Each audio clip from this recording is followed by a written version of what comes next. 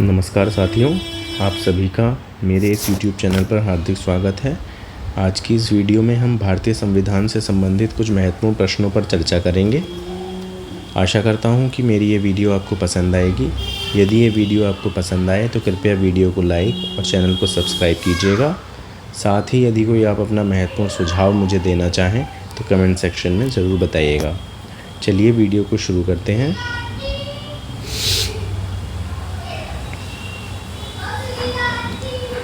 सबसे पहला प्रश्न हमारे सामने है, भारतीय संविधान नागरिकों को कैसी नागरिकता प्रदान करता है?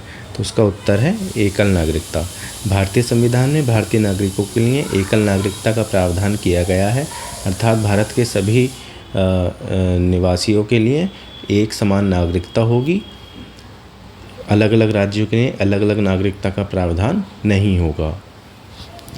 भारतीय संविधान के कौन से अनुच्छेद में नागरिकता का वर्णन है? तो भारतीय संविधान के अनुच्छेद 5 से 11 तक नागरिकता का वर्णन हमें देखने मिल जाता है।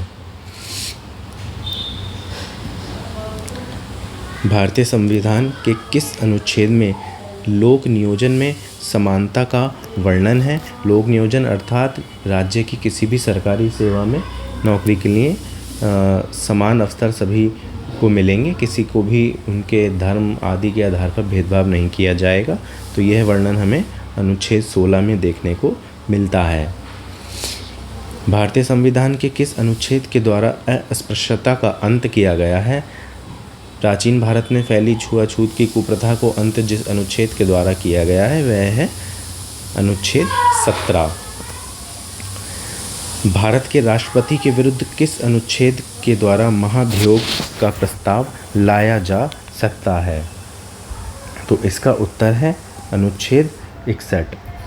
जैसा कि आप जानते हैं कि भारत के राष्ट्रपति को महाभियोग के प्रावधान के अनुसार ही हटाया जा सकता है, तो उसका वर्णन भारतीय संविधान के अनुच्छेद 61 में किया गया है। राष्ट्रपति को हटाने के लिए किसी भी सदन में संसद के प्रस्ताव लाया जा सकता है। जिस भी सदन द्वारा प्रस्ताव लाया जाएगा फिर वह दूसरे सदन के पास जाता है, जिस पर यदि वह 2/3 बहुमत से पास हो जाता है तो राष्ट्रपति पर महाभियोग लगकर राष्ट्रपति को पद से हटाया जा सकता है। वहीं अगर बात करें कि भारत के राष्ट्रपति का वर्णन किस अनुच्छेद से प्रारंभ होता है या भारत में राष्ट्रपति होंगे यह किस अनुच्छेद में वर्णन है, तो वह है अनुच्छेद 52। अनुच्छेद 52 इसके अनुसार भारत में एक राष्ट्रपति होंगे, इसका वर्णन किया गया है। अगला प्रश्न देखते हैं। संघ की कार्यपालिका की शक्ति किसमें निहित होती है? तो उत्तर है राष्ट्रपति में। भारत के राष्ट्रपति में संघ की कार्यपालिका की शक्ति निहित होती है। राष्ट्रपति का पद रिक्त होने पर कौन कार्यवाहक राष्ट्रपति के रूप में कार्य कर सकते हैं? उपराष्ट्रपति। यदि भारत के राष्ट्रपति का पद किसी कारणवश रिक्त हो जाता है तो उस स्थिति में अनुच्छेद 65 के अनुसार भारत के उपराष्ट्रपति कार्यवाहक राष्ट्रपति के रूप में कार्य करेंगे, ऐसा संविधान में प्रावधान किया गया है। यदि उपराष्ट्रपति भी उस समय उपलब्ध नहीं है या उस उपराष्ट्रपति भी वहाँ राष्ट्रपति के पद पर कार्य करने के लिए उपलब्ध नहीं है, तो भारत के जो मुख्य न्यायाधीश होंगे, सुप्रीम कोर्ट ऑफ इंडिया के भारत के मुख्य न्यायाधीश, वह राष्ट्रपति के पद पर कार्य करेंगे। और यदि भारत के मुख्य न्यायाधीश भी उस समय वहाँ उपलब्ध नहीं है तो सुप्रीम कोर्ट के जो वरिष्ठतम न्यायाधीश हैं वह भारत के राष्ट्रपति के पद पर कार्य करेंगे। ऐसा प्रावधान भारत के संविधान में किया गया है। चलिए अब अगला प्रश्न देखते हैं।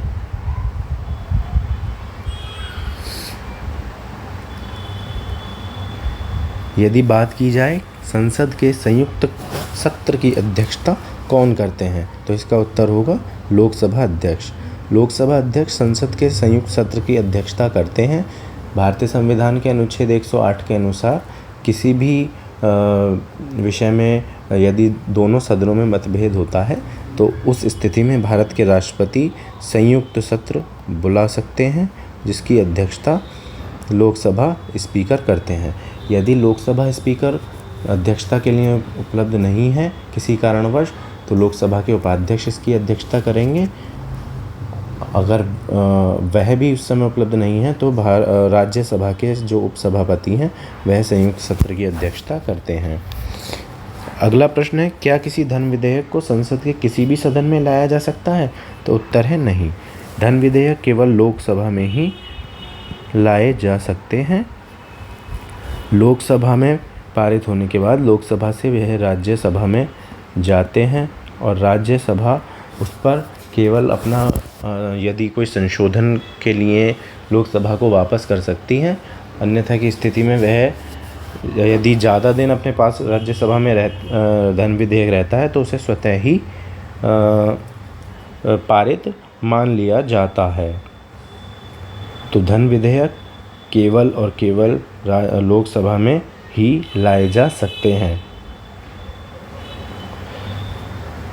देखिए अगला प्रश्न, संसद का संयुक्त सत्र किस अनुच्छेद के अंतर्गत आयोजित किया जा सकता है? तो अभी मैंने आपको बताया था अनुच्छेद 118 तक ही अनुच्छेद 108 के अंतर्गत संसद का संयुक्त सत्र आयोजित किया जाता है। चलिए अब अगला प्रश्न हम देखते हैं।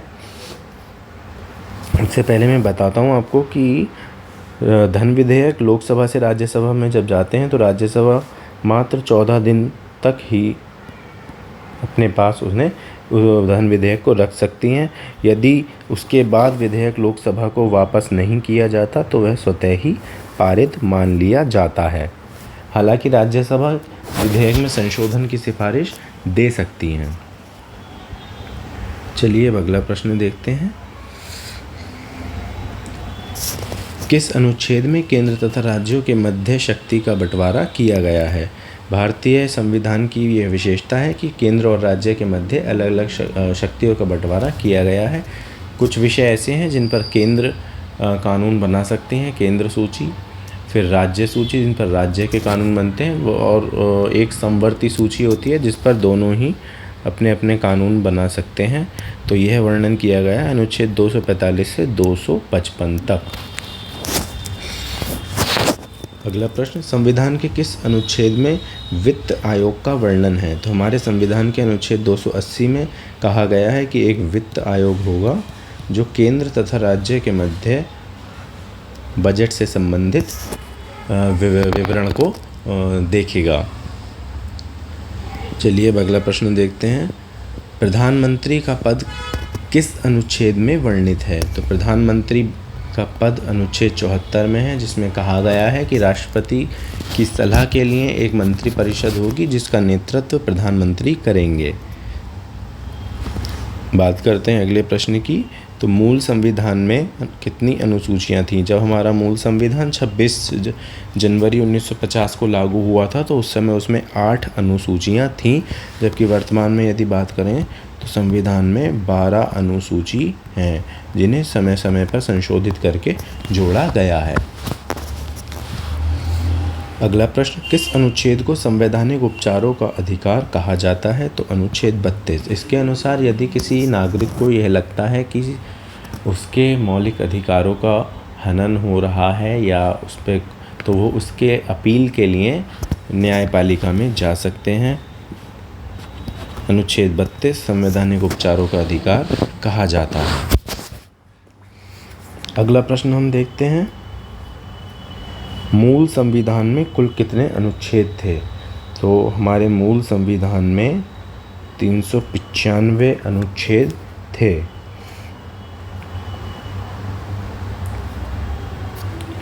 अगले प्रश्न की तरफ चलते हैं। उससे पहले मैं आपको अनुच्छेद 32 के बारे में और डिटेल में थोड़ा सा बता देता हूँ। अनुच्छेद 32 संवैधानिक उपचारों के अधिकार की गारंटी हमें देता है। अभी जैसे मैंने आपको बताया कि नागरिकों को यदि लगता है कि उनके मौलिक अधिकारों का उल्लंघन हो रहा है तो वह सीधे सुप्रीम कोर्ट ऑफ इंडिया में जा सकते हैं। अनुच्छेद 32 को डॉक्टर BR अम्बेडकर जी ने संविधान का हृदय और आत्मा कहा है।